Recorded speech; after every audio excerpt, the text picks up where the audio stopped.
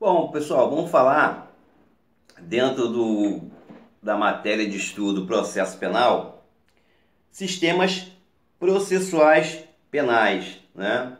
E nós vamos ver que eles não são tão estanques assim, né? Isso até é motivo de polêmica, né? Porque ele meio que mistura um pouco, mas isso no decorrer do nosso estudo a gente vai comentar, tá?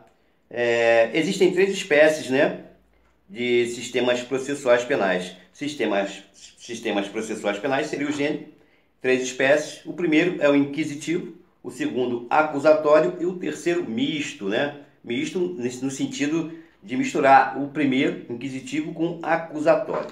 O sistema inquisitivo. Bom, nesse sistema inquisitivo, cabe a só um órgão acusar e julgar. Um órgão acusa e julga.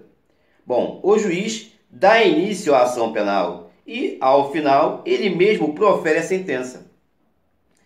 É muito criticado por não garantir a imparcialidade do magistrado, do juiz, né? Até porque ele participa totalmente, né? Ele dá início à ação penal e, ao final, ele mesmo profere a sentença. Órgão que acusa e julga, né?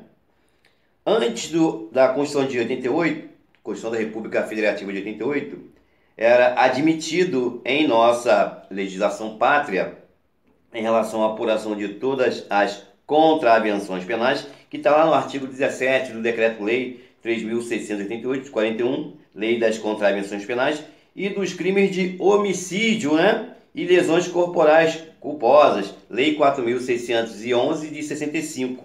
Era o chamado processo judicialiforme. Então teve um momento, né, na legislação brasileira em que foi usado o sistema inquisitivo e era chamado de processo judicialiforme, né, nessas situações que eu falei, né, contravenções penais e crimes de homicídio e lesões corporais culposas, ok? Que foi banido da nossa legislação pelo advento da Constituição de 88, né, da Constituição da República Federativa do Brasil, artigo 129, inciso 1, que conferiu ao Ministério Público a iniciativa exclusiva da ação pública, ação penal pública. A pessoa fala ação pública, mas você sabe o que é ação penal pública, na figura do seu representante legal, que é o parquet ou o promotor de justiça.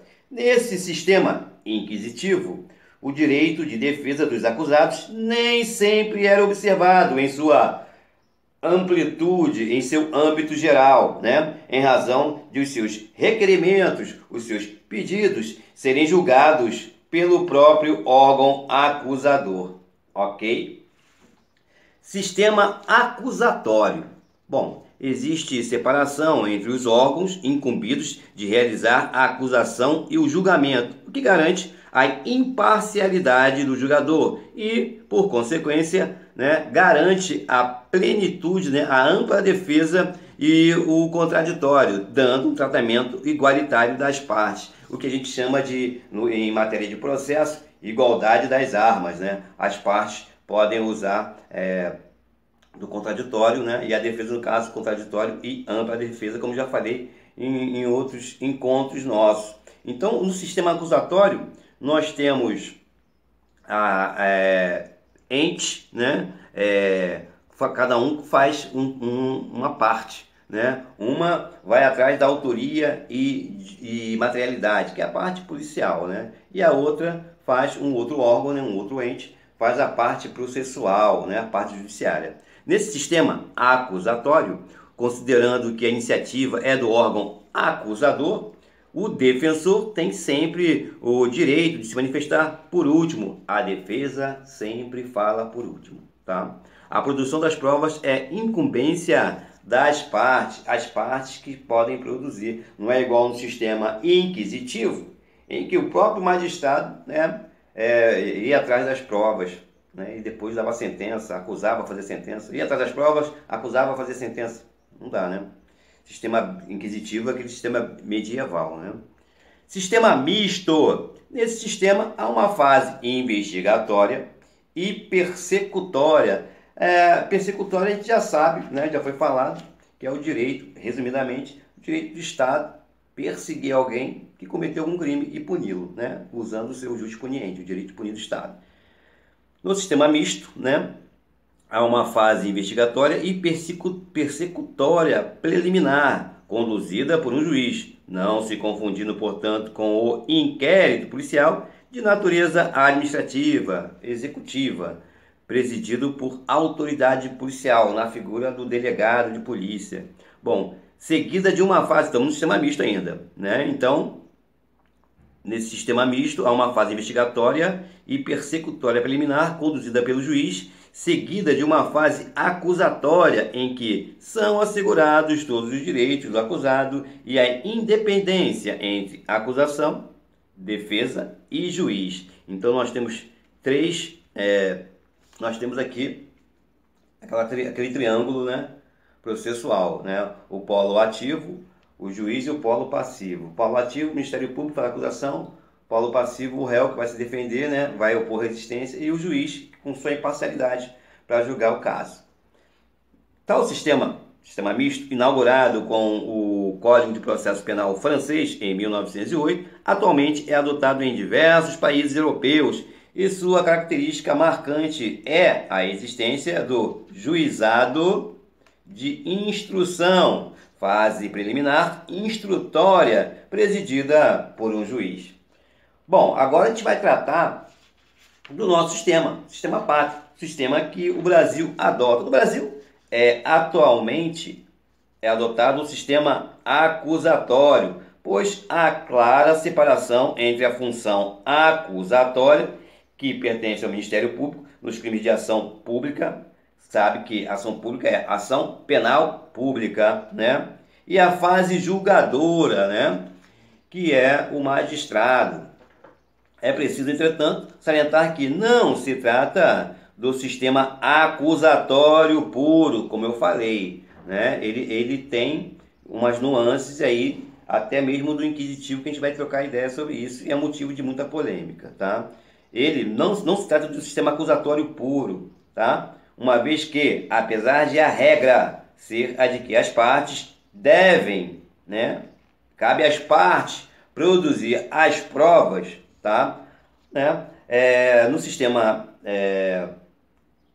acusatório brasileiro tem exceções. Por quê? Porque admite que o próprio juiz possa determinar de ofício a produção de provas de forma suplementar. Tá aí o grande questionamento, né? Que alguns doutrinadores falam que há uma intervenção, né, do juiz, e outras dizem que não, que o juiz no decorrer do processo ele vai vendo que ele precisa, ele autoriza via ofício, né? Ele vai buscar provas no sentido de esclarecer o seu conhecimento, o seu entendimento, a sua convicção jurídica, para poder fazer a sua fundamentação da sentença, tá? O artigo 156 do Código de Processo Penal, por exemplo, estabelece que, abre aspas, a prova de alegação incumbirá a quem a fazer, sendo, porém, facultado ao juiz de ofício, inciso 1, ordenar, mesmo antes de iniciada a ação penal, a produção antecipada de provas consideradas urgentes e relevantes, observando-se a necessidade, adequação e proporcionalidade. Inciso 2, determinar, no curso da instrução, a realização de diligências para dirimir dúvidas sobre ponto relevante. Ou seja, as provas cabe a quem alega, né? No caso, o Ministério Público, na figura do seu representante legal, que é o promotor de justiça, e também o réu, né? Ele vai colher provas para poder embasar a sua defesa. E também cabe ao Ministério Público solicitar diligência, né? Tipo, delegado de polícia, vou precisar de mais diligências para substanciar essa ação penal aí. Mas aqui no nosso sistema, está aqui bem claro, artigo 156, inciso 1 e 2, o juiz pode fazer de ofício, ou seja, sem requerimento, sem pedido das partes, promotor, né, ou o réu. O artigo 212 do mesmo Código de Processo Civil, ou Código de Processo Penal, perdão, diz que as partes devem endereçar perguntas diretamente às testemunhas, mas, ao final, o juiz poderá complementar a inquirição sobre pontos não esclarecidos, né? Então, tem doutrinadores que entendem que essa inquirição, né, na oitiva de testemunhas, né, há uma interferência do magistrado, né? De repente ele começa a fazer inquirição, a fazer pergunta, e de repente está tendendo para um lado, né, para acusação ou para defesa, né, através da sua inquirição com a testemunha. Está lá no artigo 212. O artigo 404 também prevê que o juiz, ao término da instrução, pode determinar de ofício, ou seja, sem requerimento das partes, a realização de novas diligências consideradas imprescindíveis. Ou seja, o artigo 156, inciso 1 e 2, artigo 212, o artigo 404, prova que o sistema adotado no Brasil, que é o sistema acusatório, ele não é puro. Ele também não é misto, mas assim, há uma tendência de ter um sistema inquisitório, onde o magistrado no sistema inquisitório, ele trabalha 100%. Né? Aí a acusação que vai atrás da ação penal, que vai inquirir, vai atrás de prova, que vai inquirir as testemunhas e vai dar a sentença. Quer dizer, então, por isso que esses artigos 212, 404, 156, fala que o Brasil, o sistema adotado no Brasil, o sistema acusatório, ele não é puro, não é 100%. Tá? O juiz pode ainda determinar a oitiva, ouvir as testemunhas não arroladas pelas partes, chamadas de testemunhas de juízo. Olha só que interessante, né? A acusação, o Ministério Público, faz o rol de testemunhas. Tranquilo. A defesa faz também seu rol de testemunhas pro seu lado aqui. E o juiz faz também, né? Vai ouvir testemunhas não arroladas pelas partes, pelo promotor de justiça e pelo réu, que são as chamadas testemunhas do juízo, testemunhas do juiz. Quer dizer, então realmente não é um sistema acusatório puro, 100% puro, não tem como, porque ele tem vestígios do sistema inquisitório, claramente. Salienta-se que não existe absolutamente nada de inconstitucional nestes dispositivos. 156, 212, 404, Código de Processo Penal, tá? Uma vez que a Constituição da República Federativa do Brasil não contém dispositivo adotando o sistema acusatório puro e tampouco impede o juiz de determinar diligências apuratórias de ofício, ou seja, diligências sem o requerimento das partes, né? Porque às vezes a testemunha, ou melhor, o réu, precisa do banco de dados. Pô, o réu, através do seu advogado de defesa, né, ou defensor público, se ele não tiver condições, vai solicitar ao juiz diligência para buscar lá no banco de dados de alguma empresa, enfim. Tá entendendo? E o promotor de justiça vai pedir diligência para o delegado. Aqui não. O próprio juiz de ofício também pode fazer. O artigo 129, inciso 1 da Constituição da República Federativa do Brasil nos diz que se limita a vedar magistrado o desencadeamento da ação penal. Por quê? Porque a ação penal ela é exclusiva, tá? O legitimado é o Ministério Público, tá? Quando a gente fala ação penal, é ação penal pública. Porém, não o proíbe de... Não, também pode ser ação penal privada, mas o que eu quero dizer é o seguinte, que em regra geral a ação penal é pública, tá? Porém, não proíbe de determinar a produção de provas necessárias ao esclarecimento da verdade real. Ou seja, o artigo 129, inciso 1 da Constituição da República Federativa do Brasil, se limita a vedar ao magistrado o início da ação penal, mas a Constituição da República Federativa do Brasil, ela não tolhe, ela não veda, né, a produção de provas necessárias pelo magistrado, né, que a gente chama de na busca da sua verdade real. Princípio basilar do nosso processo penal, não impede o juiz. Então, a fundamentação jurídica para que o juiz possa, oitiva de testemunhas, ouvir as testemunhas, inquirir as testemunhas, diligência de ofício, né? Ter testemunhas de juízo, ou seja, suas próprias testemunhas, está embasado a fundamentação jurídica, a fundamentação legal, artigo 129, inciso 1 da Constituição. Limita apenas a vedar o magistrado do início da ação penal, porém não o proíbe de determinar a produção de provas necessárias ao esclarecimento da verdade real, tá? Que é um princípio basilar, princípio básico, né? Inerente ao processo penal.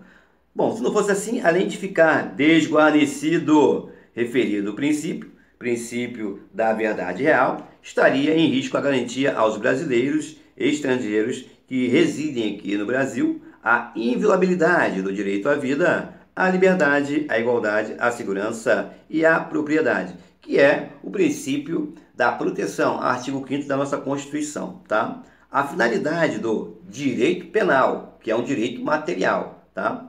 É a proteção dos bens jurídicos. Proteção que a gente usa no termo mais técnico jurídico é a tutela dos bens jurídicos, entendidos importantes pelo legislador que cria as leis, né? E sem que se assegure, né, a efetiva aplicação dos dispositivos penais, o princípio da proteção restaria comprometido. Bom, vamos supor que, por exemplo, o promotor de justiça, ao denunciar pessoa responsável por inúmeros latrocínios, né, roubo que tem como consequência a morte, né, ou não, porque o foco do latrocínio é pegar o material, né, o bem. Bom, por inúmeros latrocínios, esqueça-se de arrolar uma testemunha-chave. Por que eu falei latrocínio? Porque todo mundo diz assim, latrocínio, roubo, segredo de morte, latrocínio, roubo, segredo de morte. Calma, nem sempre tem a morte. É um roubo cuja consequência pode ser a morte, né? Tanto é que tem um latrocínio quando tem um tentado, né, consumado.